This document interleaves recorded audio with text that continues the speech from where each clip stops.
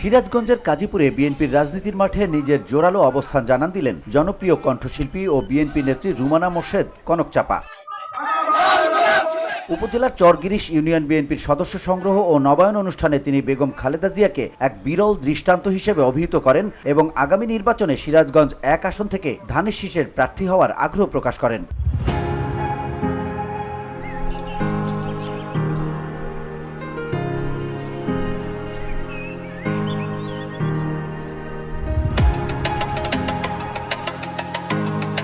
কনকচাপা তার ভাষণে বলেন, আমি শুধু একজন শিল্পী নই, একজন দায়বদ্ধ মানুষ হিসেবে এই এলাকার মানুষের সুখ দুঃখে পাশে থাকতে চাই। নিজের পারিবারিক যোগসূত্রের কথা উল্লেখ করে তিনি নিজেকে গাজীপুরের সন্তান হিসেবে তুলে ধরেন। বলেন, তৃণমূল কর্মীদের ঐক্যবদ্ধ আন্দোলনই গণতন্ত্র পুনরুদ্ধার এবং খালেদা জিয়ার মুক্তির পথ সুগম করেছে। জনগণের ভালোবাসাকেই তিনি তার রাজনীতির মূল প্রেরণা হিসেবে উল্লেখ করেন।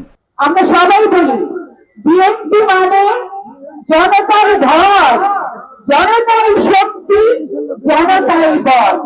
বিএনপি মানে জনতার ঢল, জনতার শক্তি, জনতার বল। ইনশাআল্লাহ আমরা নিশ্চয়ই আমাদের দেশে নিজেদের অবস্থান আরো অনেক দৃঢ় করব, অনেক একটা সত্য অবস্থান করব, সত্যের পক্ষে অবস্থান করব। আমার ব্যক্তিগতভাবে একটাই চাওয়া, আমি মিথ্যাচার মুক্ত গাজীপুর দেখতে চাই। 2014 সালে বিএনপিতে যোগ দেয়া এই কণ্ঠশিল্পী জানান, তিনি বিগত সরকারের আমলে রাজনৈতিক প্রতিহিংসার শিকার হয়েছেন। অনুষ্ঠানে উপস্থিত ছিলেন স্থানীয় শিক্ষার্থী, কৃষক ও সাধারণ মানুষ। VOD Bangla news desk.